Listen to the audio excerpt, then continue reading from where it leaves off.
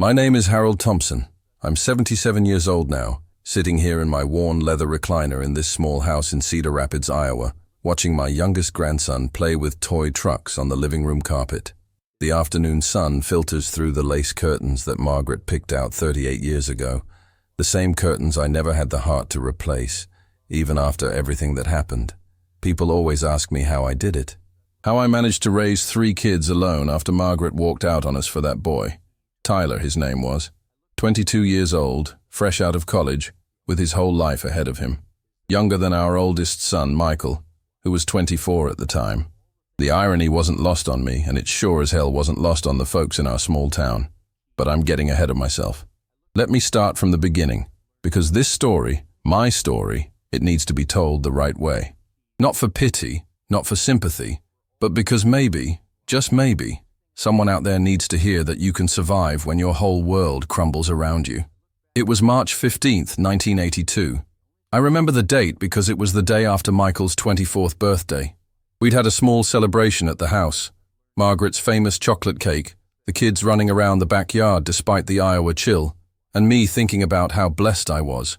42 years old, married to my high school sweetheart for 17 years, 3 beautiful children, and a steady job at the John Deere plant that had been good to our family. Margaret was 39 then, still beautiful in that quiet way that had first caught my eye in Mrs. Henderson's chemistry class back in 1963.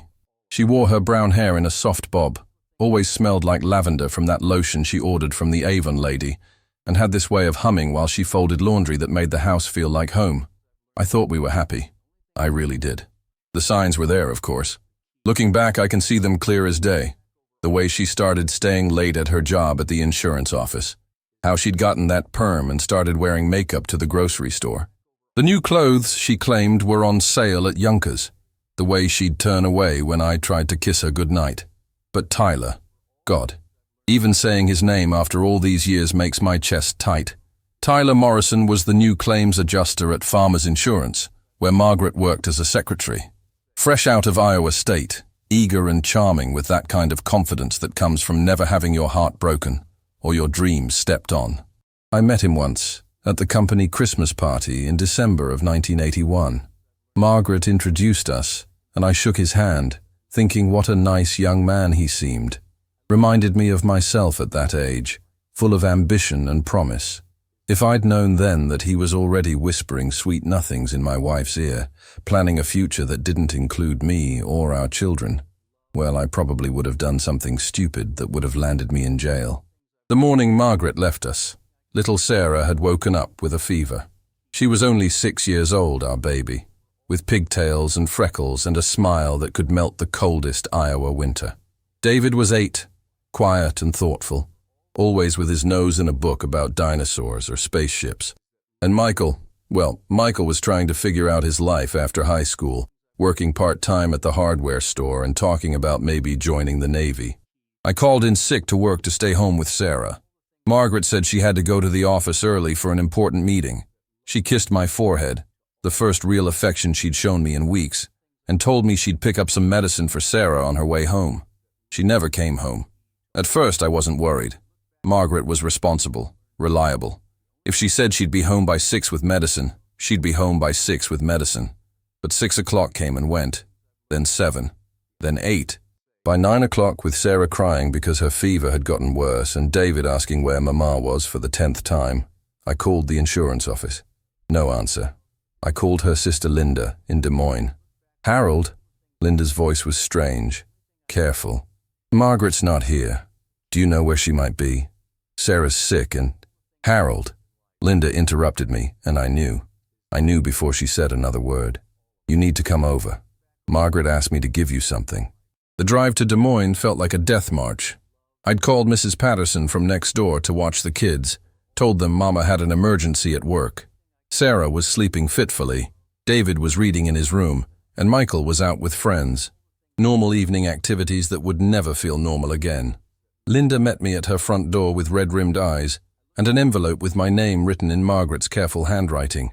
Inside was a letter that I've read 1,000 times over the years, trying to understand how 17 years of marriage could be reduced to 2 pages of neat cursive on lavender stationery. "Harold," it began, "by the time you read this, I'll be gone. I know this is cowardly, but I can't face you. I can't face the children. I can't face what I've become."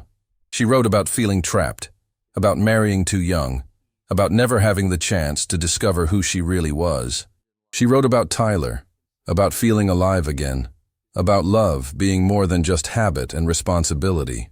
"I know you're a good man," the letter continued, "and you'll take care of our children better than I ever could. They need stability, and you can give them that. I can't. I've tried for so long to be the wife and mother you all deserved, but I'm drowning, Harold. I'm drowning in laundry and grocery lists and PTA meetings and the same conversations about the weather and what's for dinner." The final paragraph still burns in my memory. "Don't try to find us. Tyler got a job in California, and we're driving there together. I've signed papers giving you full custody. This is better for everyone, even if it doesn't feel like it now. Tell the children I love them, but that sometimes love means letting go. Margaret." I sat in Linda's kitchen, staring at that letter, while she made coffee neither of us wanted. The clock on her wall ticked so loudly it sounded like gunshots. "How long?" I asked. She said it started in November. 4 months. 4 months of lying next to me every night, making breakfast for our children every morning, pretending to be the woman I'd fallen in love with while planning her escape with a boy who wasn't even born when we started dating. "Did you know?" Linda's silence was answer enough. The drive back to Cedar Rapids was a blur of tears and rage and disbelief. What was I going to tell the children? How do you explain to a 6-year-old that Mama isn't coming home because she fell in love with someone else? How do you tell an 8-year-old that his mother chose to start a new life without him? How do you look your 24-year-old son in the eye and admit that you weren't enough to keep his mother from walking away? I sat in my driveway for 20 minutes, staring at our little blue house with its white shutters and the swing set I'd built for the kids in the backyard. The porch light was on. Mrs. Patterson had left it on for me, and I could see the warm glow from the living room windows. Inside were 3 children who had no idea their world had just imploded. That night, I told them their mother had gone away on a business trip. It bought me time to figure out what to say, how to say it, when to say it.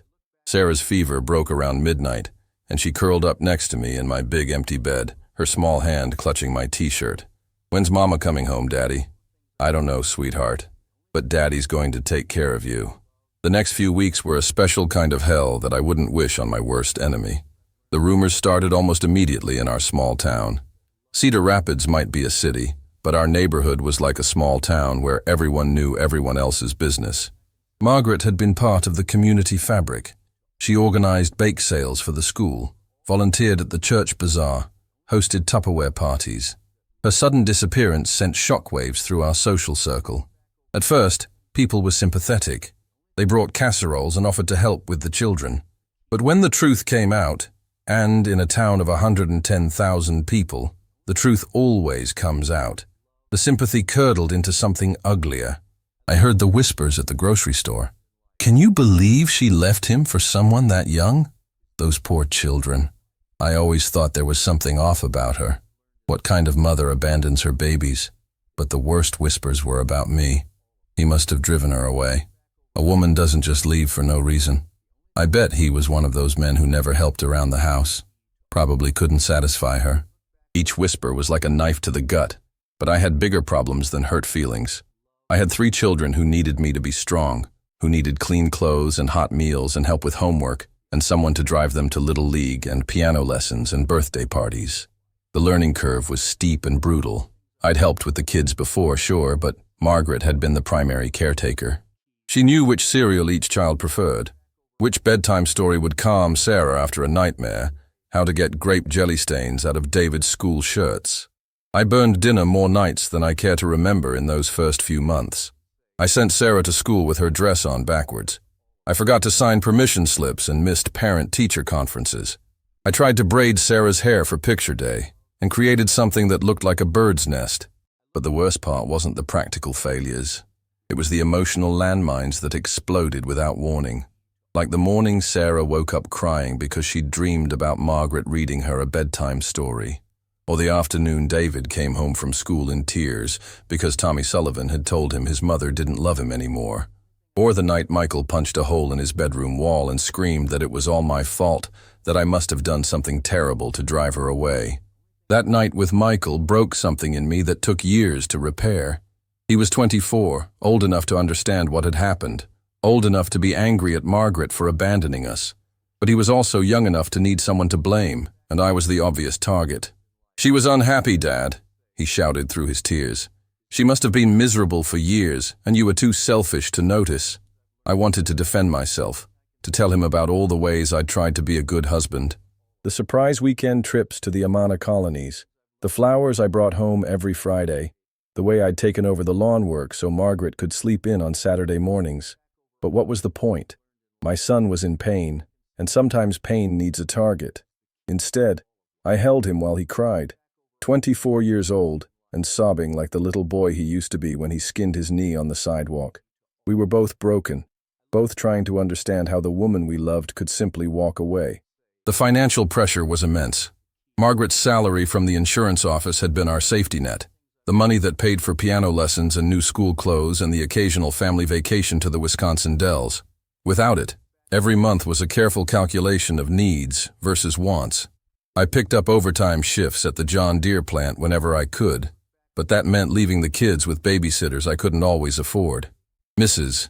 Patterson helped when she could, bless her heart, but she was 73 years old and couldn't handle 3 grieving children on a regular basis. I applied for assistance, swallowing my pride and walking into the government office with my hat in my hand. The caseworker, a tired-looking woman with kind eyes, helped me navigate the paperwork for food stamps and reduced-price school lunches. It was humbling, but my children needed to eat. The social workers started coming around in June. Someone, I never found out who, had called Child Protective Services with concerns about 3 children being raised by a single father who was clearly overwhelmed. Mrs. Garcia, our assigned caseworker, was professional but thorough. She inspected our house, interviewed the children separately, and observed our family dynamics during several surprise visits. Each visit felt like a test I might fail, like she might decide I wasn't capable of raising my own children. "Mr. Thompson," she told me after her 3rd visit, "your children are clearly loved and well cared for, but I'm concerned about your support system. Raising 3 children alone is difficult, even under the best circumstances." She wasn't wrong. I was exhausted, overwhelmed, and making it up as I went along. Some nights, after getting the kids to bed, I'd sit at the kitchen table and cry, quiet, desperate tears of a man who felt like he was drowning. But I kept going. Every morning, I got up and made breakfast. Every afternoon, I helped with homework.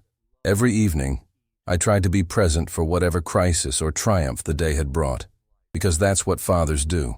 That's what love looks like when everything else falls apart. The first year was the hardest.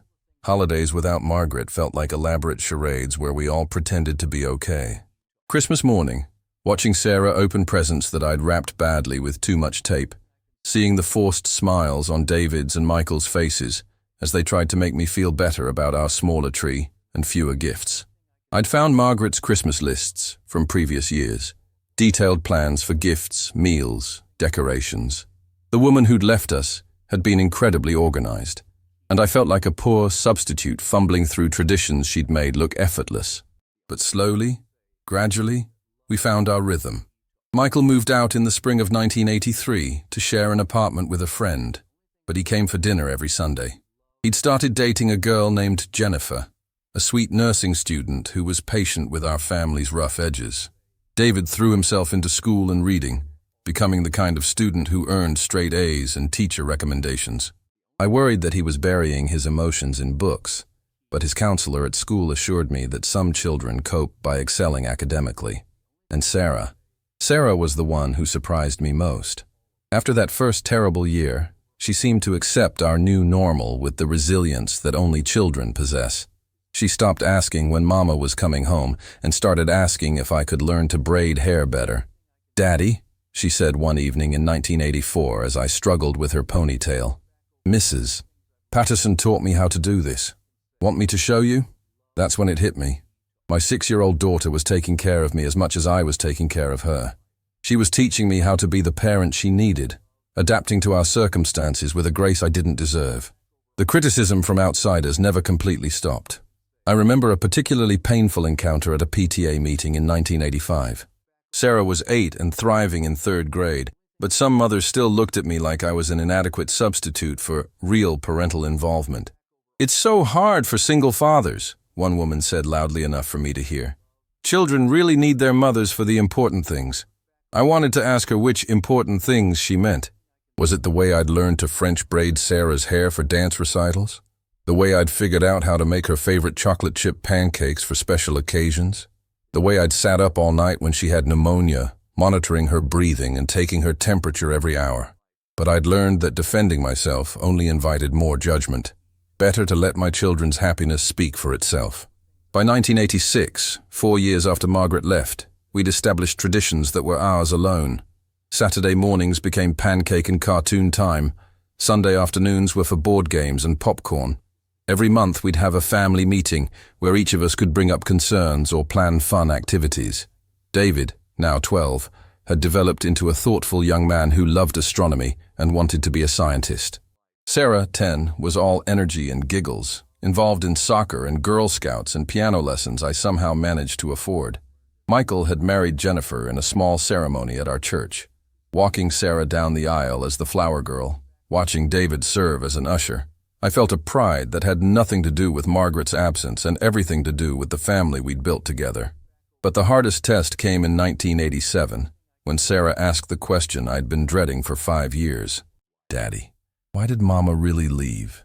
She was 11, old enough for the truth but young enough to be devastated by it. We were sitting on the front porch swing, watching the sunset paint the Iowa sky in shades of pink and gold. I'd rehearsed this conversation in my head hundreds of times, but actually, having it was different. How do you explain adult failures to a child without destroying her faith in love and family? Your mama was unhappy, sweetheart. She felt trapped and wanted a different life. But why couldn't she have a different life with us? The innocent logic of an 11-year-old, cutting straight to the heart of what I'd never understood myself. "Sometimes," I said carefully, "people make choices that hurt the people they love. It doesn't mean she didn't love you. It means she was confused and scared and made a bad decision. Do you think she's happy now?" I'd wondered that myself over the years. Linda had told me that Margaret and Tyler had indeed moved to California, but beyond that, I knew nothing. I didn't want to know. Some doors once closed are better left that way. I hope so, honey. And I hope she thinks about you and knows what an amazing daughter she has. That night, Sarah crawled into my bed like she had when she was little, and we talked about her memories of Margaret. Most of them were good. Bedtime stories, baking cookies together, Margaret's laugh when Sarah would tell silly jokes. "I'm glad you didn't leave, Daddy." Those 7 words, "I'm glad you didn't leave, Daddy," became the foundation of everything that came after. Because in that moment, I realized that staying wasn't just my obligation. It was my choice, and it was the right choice. The 1990s brought new challenges and new joys. David graduated as valedictorian of his high school class and earned a full scholarship to Iowa State University to study astrophysics. Sarah bloomed into a confident teenager involved in student government and theater. Michael and Jennifer blessed us with our first grandchild in 1991, little Emma, who looked just like Sarah had at that age. Watching my son hold his daughter, seeing the fierce protective love in his eyes, I understood something I hadn't before. Margaret leaving us had taught Michael what kind of parent he wanted to be. The day David left for college was bittersweet. My quiet, bookish boy had grown into a thoughtful young man who still called me every Sunday and came home for every holiday. At his graduation party, he pulled me aside. "Dad, I know this sounds weird, but I'm grateful for what happened with Mom." I was shocked. "Grateful? If she hadn't left, I might never have learned what real strength looks like. You showed us that love isn't about grand gestures or perfect situations. It's about showing up every day, especially when it's hard." When Sarah graduated high school in 1994, she gave a speech as class president that brought tears to my eyes. She talked about overcoming adversity, about finding strength in unexpected places, about how families aren't always what you expect them to be. After the ceremony, she hugged me tight. Thank you for being both my mom and my dad. You made it easy, sweetheart. No, I didn't. We were all disasters for a while, but you never gave up on us. Sarah went to the University of Iowa to study elementary education. I want to teach, she told me, because I know what it's like to need extra support, and I want to be that person for other kids. Michael's family grew over the years. Emma was joined by twin boys, Jake and Josh, in 1995. Our little house became the gathering place for holidays and birthdays, filled with the chaos and joy of grandchildren who never knew a grandmother who'd walked away. Jennifer often told people I was the best father-in-law she could have asked for. You taught Michael that being a parent means putting your children first, always, she said. Emma and the boys are lucky to have him because he learned from the best. David met his future wife, Dr. Rachel Morrison, a fellow scientist with a warm laugh and infinite patience for family gatherings. Their wedding in 1996 was everything I'd hoped for my children, a celebration of love built on friendship, respect, and shared dreams. In 1998, at age 58, I took early retirement from John Deere. The plant was downsizing, and they offered generous packages to longtime employees. I'd worked there for 36 years, starting as a young man with a pregnant wife and big dreams. My supervisor, Tom Walsh, shook my hand at my retirement party. Harold, I've never seen anyone handle adversity like you did. When Margaret left, hell, most men would have fallen apart. But you kept coming to work, kept providing for those kids, kept your head high. You're an inspiration. That same year, Sarah graduated from college and got her first teaching job at our old elementary school, the same school where she'd attended as a little girl dealing with her mother's abandonment. Her first-grade classroom was bright and welcoming, filled with books and art supplies and pictures of her students' families. Every family is different, she told me during her first week of teaching, and every family has its own kind of beautiful. David completed his PhD in astrophysics and took a position at NASA. My son, who'd buried himself in books about space and stars during the darkest period of our lives, was now studying the actual cosmos. The little boy who'd asked endless questions about black holes and distant planets was making discoveries that might help humanity understand the universe. Michael's construction business was thriving, and he'd become the kind of father who coached Little League and never missed a school play. Emma was 8, Jake and Josh were 3, and they all called me Papa, with voices full of love and trust. In 2000, something unexpected happened that tested everything I thought I'd resolved about Margaret's departure. I was at the grocery store, the same Hy-Vee where I'd learned to shop for my family 18 years earlier, when I saw her. Margaret. Older, grayer, but unmistakably the woman I'd married in 1965. She was alone, studying a shopping list with the same focused concentration she'd always brought to mundane tasks. For a moment, I couldn't breathe. 18 years collapsed into nothing, and I was 42 again, holding a letter that explained how 17 years of marriage could be discarded for a new adventure. She looked up and saw me, and the shock on her face mirrored my own. We stood there in the cereal aisle, 2 people who'd shared a life and 3 children, staring at each other like strangers. Harold. Her voice was softer than I remembered, worn down by years I knew nothing about. Margaret. You look good. Older, but good. I wanted to ask so many questions. Where had she been? Was Tyler still in the picture? Did she think about the children? Did she know she had 4 grandchildren who'd never met their grandmother? Instead, I asked, "What are you doing in Iowa?" "My mother's sick." Linda called and said, "Well, she's dying. Lung cancer." Margaret's mother. The woman who'd taught me how to make her famous apple pie, who'd welcomed me into the family when I was just a nervous 19-year-old asking permission to marry her daughter. I'm sorry to hear that. How are they? The children? The question I'd dreaded and hoped for. How do you summarize 18 years of single parenthood in a grocery store aisle? They're good. Michael's married with 3 kids. David's a scientist at NASA. Sarah's a teacher. Her eyes filled with tears. Grandchildren? 4. Emma's 9. The twins are 5. And David and Rachel just had a baby, little Grace. I watched Margaret process this information, watched her realize how much life she'd missed. The birthdays and graduations, first steps and first words, Christmas mornings and bedtime stories.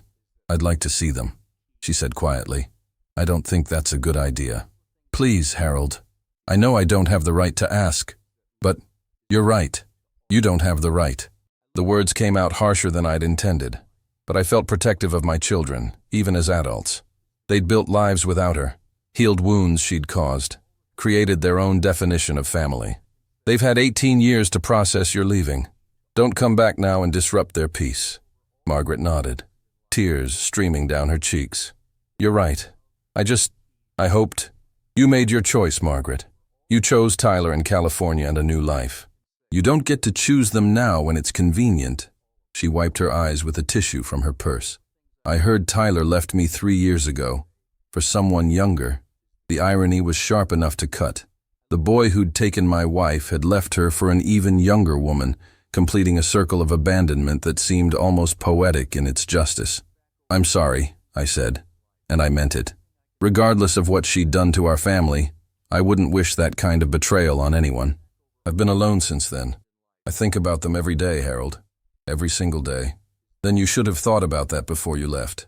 We stood there in silence, surrounded by boxes of cornflakes and granola bars. Two people who'd created 3 beautiful children together, and then destroyed any chance of being a family. I should go, Margaret finally said. Yes, you should.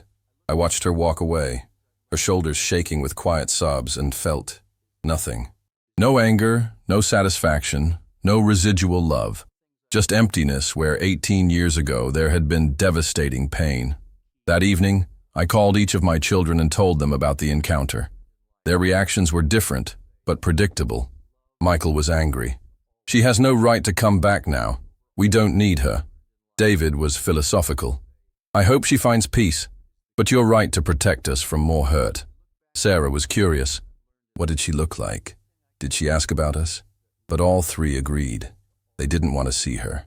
The woman who'd left them as children held no appeal for them as adults.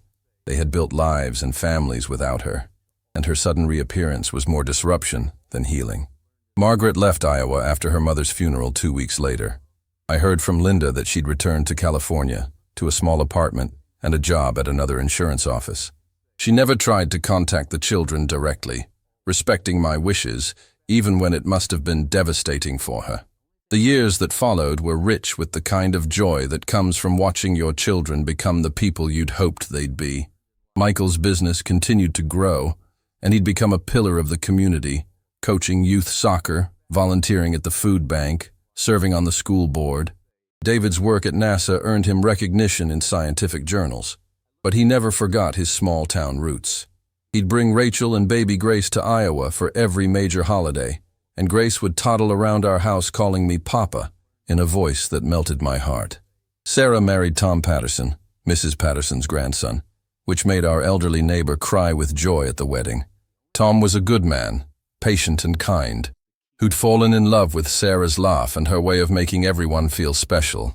In 2005, at age 65, I was diagnosed with prostate cancer. The word cancer sent shockwaves through our family, but my children rallied around me with the same fierce love I'd tried to show them years earlier. Michael drove me to every doctor's appointment. David researched treatment options and connected me with specialists. Sarah moved back to Cedar Rapids temporarily to help with my recovery. You took care of us when we needed you, Sarah said, fluffing my pillows after my surgery. Now it's our turn. The cancer was caught early, and treatment was successful. But those months of uncertainty taught me something important. The family I'd feared losing when Margaret left was stronger than ever. The bonds forged in crisis had created relationships that could withstand anything. Emma, now 14, would sit with me during my recovery, telling me about high school drama and boy troubles with the kind of openness that reminded me of Sarah at that age. The twins, now 10, would compete to bring me snacks and help with my physical therapy exercises. Papa, little Grace said one afternoon, her 3-year-old voice serious. Are you all better now? Yes, sweetheart. Papa's all better. Good. I don't want you to go away like some grandmas do.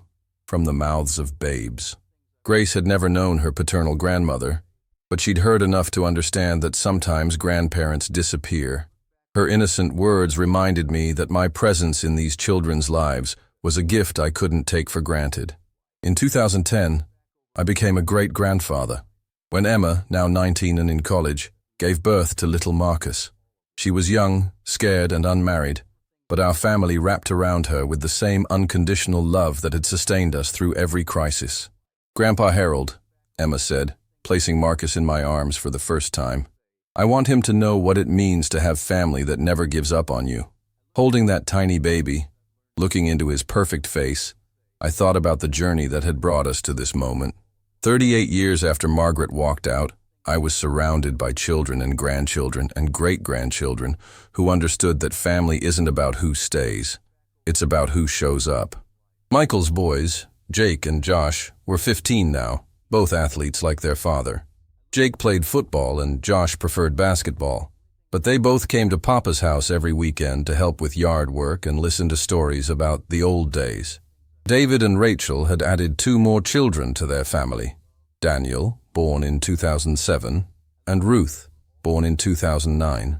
David often said that watching me raise 3 children alone had prepared him to appreciate the partnership he had with Rachel. "I know what it looks like when one parent carries the whole load," he told me. "I never want Rachel to feel that burden alone." Sarah and Tom were still trying to have children, struggling with infertility that broke my heart. She channeled her nurturing instincts into her classroom, becoming the teacher every parent hoped their child would have. "I have 30 kids every year," she'd say when people asked if she was sad about not having her own children yet. How could I not feel blessed? In 2012, I decided to write down our story, not for publication, but for my children and grandchildren. I wanted them to understand what those early years had been like, how we'd survived and eventually thrived after Margaret's abandonment. Writing it all down was harder than I'd expected. Reliving those dark months when I'd felt like I was drowning, remembering the whispers and judgment, facing again the fear that I might not be enough for my children. It brought back emotions I thought I'd processed years ago, but it also reminded me of the strength I'd discovered in myself. The man who'd cried alone at the kitchen table after putting his children to bed had found reserves of patience and love he'd never known he possessed. When I finished the manuscript, I gave copies to Michael, David, and Sarah. Their reactions moved me more than I'd expected. "Dad," Michael said, "I had no idea how hard it was for you. I remember being angry and scared, but I never realized you were just as scared as we were." David was characteristically thoughtful. Reading this made me understand that resilience isn't about not feeling pain. It's about feeling it and moving forward anyway. Sarah cried when she read it. "I always knew you were a good father, but this shows me you were an exceptional human being. You chose us every day, even when it would have been easier to give up." In 2015, Sarah and Tom finally welcomed their daughter, Lily Rose Patterson. After years of infertility treatments and disappointments, holding that baby felt like a miracle. Sarah, now 41, had the same glow Margaret had when she'd held our babies. "She's perfect," Sarah whispered, and I agreed completely. Watching Sarah with Lily, seeing the natural way she cradled her daughter and sang lullabies, I felt a bittersweet gratitude. Margaret had missed so much by leaving, but her absence had forced our children to become stronger, more self-reliant, more appreciative of the family bonds that remained. That same year, Emma graduated from college with a degree in social work. Her son Marcus, now 5, was a bright, curious boy who loved books and building blocks. Emma had chosen to be a single mother after Marcus's father proved unreliable, but she'd done it surrounded by family support. "I learned from the best, Grandpa Harold," she told me at her graduation party. "You showed us that one parent who truly loves their children is worth more than 2 parents who don't know how to commit." The twins graduated high school in 2015 as well. Jake earned a football scholarship to Iowa State, while Josh chose to attend community college and help Michael with the construction business. Different paths, but both boys had grown into young men with strong moral compasses and deep family loyalty. "Papa," Jake said at his graduation party, "I want you to know that everything good about our family comes from you. You set the standard for what it means to be a man, a father, a grandfather." Josh nodded in agreement. "When I have kids someday, I want to love them the way you loved us, even when we were brats." In 2017, we celebrated my 77th birthday with a party that filled our entire backyard. 3 generations gathered around picnic tables, sharing stories and laughter and the kind of easy affection that comes from years of choosing each other every day. David flew in from Houston with his family, Daniel was 10 now, a serious boy who loved chess and astronomy like his father. Ruth was 8, full of energy and curiosity about everything. "Great-Grandpa Harold," Ruth said, climbing onto my lap. "Daddy says you're the strongest person he knows." "Are you really?" I looked around at the faces surrounding us. My children, their spouses, my grandchildren, and great-grandchildren. 3 generations of people who'd learned to weather storms together, to find joy in small moments, to define family by choice rather than circumstance. "I don't know about strongest, sweetheart, but I know I'm the luckiest." And it was true. Despite everything, Margaret's abandonment, the years of struggle, the whispers and judgment, I was profoundly lucky. Lucky to have children who'd forgiven my mistakes and celebrated my efforts. Lucky to have grandchildren who saw me as a source of wisdom and comfort. Lucky to have lived long enough to see the family we'd built together flourish. As the sun set over Cedar Rapids that evening, I sat on my porch swing with little Lily on my lap and Marcus playing at my feet. Sarah and Tom were talking quietly nearby, their faces soft with contentment. Michael was grilling burgers with Jake's help, while Josh and Emma organized games for the younger kids. This was my legacy. Not the pain of abandonment or the struggle of single parenthood, but the love that had grown from those ashes. The family that had learned to find strength in vulnerability, joy in simple moments, and unshakable bonds in the decision to never give up on each other. Tomorrow, I'll wake up in this house where I've lived for 55 years. I'll make coffee in the kitchen where I once cried over Margaret's letter. I'll sit in the living room where I held 3 broken children and promised them we'd be okay. And we are okay. More than okay. We're blessed beyond measure. Sometimes people ask me if I ever regret the path my life took, if I ever wonder what might have been if Margaret had stayed.